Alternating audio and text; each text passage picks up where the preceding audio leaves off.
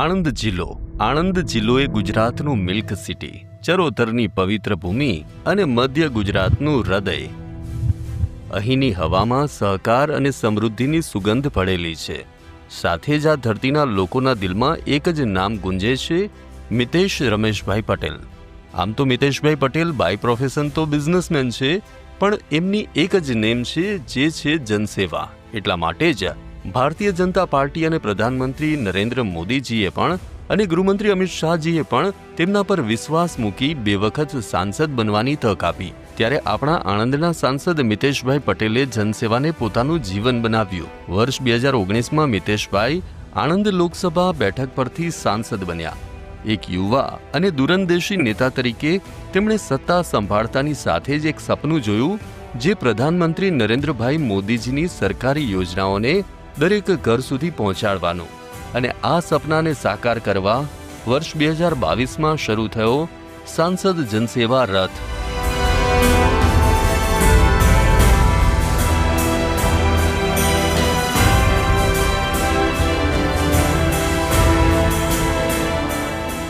આણંદ જિલ્લાના 8 તાલુકાઓ અને 365 ગામડાઓમાં ફરતો આ જનસેવા રથ એક અનોખી પહેલ છે.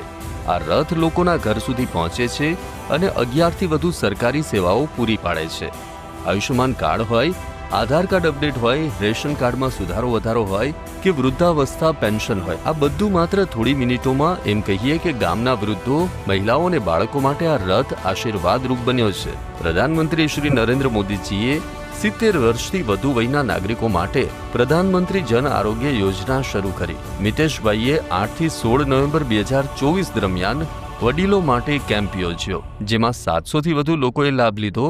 જે વડીલો ઓફિસ સુધી ન આવી શક્યા, તેમના માટે 17 નવેમ્બરથી જનસેવા રથ ગામડાઓમાં પહોંચ્યો. આ રથ દરરોજ સવારે 10 વાગ્યે ગામમાં આવે છે અને જે ચાલી શકતા નથી, તેમના ઘરે ઘરે જઈ અને આયુષ્યમાન કાર્ડ કાઢી આપે છે. આ રથ માત્ર આયુષ્યમાન કાર્ડ જ નથી આપતું, પણ કિસાન સન્માન નિધિ, વિધવા સહાય, ઈ-શ્રમ કાર્ડ, આવકનો દાખલો સહિત 11 યોજનાઓનો લાભ લોકોના ઘર સુધી પહોંચાડે છે. રથની મુલાકાત પહેલા સ્થાનિક ધારાસભ્ય અને સંગઠન પ્રમુખ દ્વારા કાર્યકરોને માહિતી આપવામાં આવે છે, જેથી દરેક ગામના નાગરિકો લાભ લઈ શકે.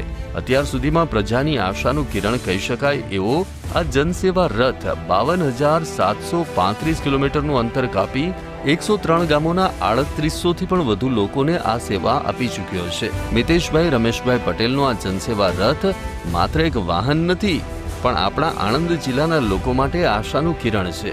સરકારી યોજનાઓને ઘર ઘર સુધી પહોંચાડી તેઓ દરેક ગામમાં સમૃદ્ધિનો પ્રકાશ ફેલાવી રહ્યા છે. ખરેખર આણંદના આ સેવકની સફર દરેક માટે પ્રેરણારૂપ છે. કે મોદી સાહેબના એક સપના હતા કે સરકારની યોજનાઓ છેવાડાના વ્યક્તિ સુધી, ગામના ગરીબમાં ગરીબ મધ્યમ વર્ગ સુધી પહોંચાડવાની જવાબદારી જ્યારે નરેન્દ્રભાઈ મોદી સાહેબ લેતા હોય, ત્યારે એક ભારતીય જનતા પાર્ટીના કાર્યકર્તા તરીકે મારા ગામ વાસદથી મેં શરૂઆત કરેલી હતી. જ્યારે યુવા વર્ગમાં હતો અને ભારતીય જનતા પાર્ટીનો કાર્યકર્તા હતો, ત્યારે ગામમાં નાનામાં નાની વ્યક્તિને કંઈ પણ સરકારની યોજનાની જરૂર હોય ત્યારે જાતે જઈ સરકારી અધિકારી સાથે બેસી એમને રેશન કાર્ડની જરૂર હોય તો રેશન કાર્ડ, બધી જ કામગીરી મોદી સાહેબના જે કામ કરવાની પદ્ધતિ હતી એનાથી પ્રોત્સાહિત થઈને કરતો હતો.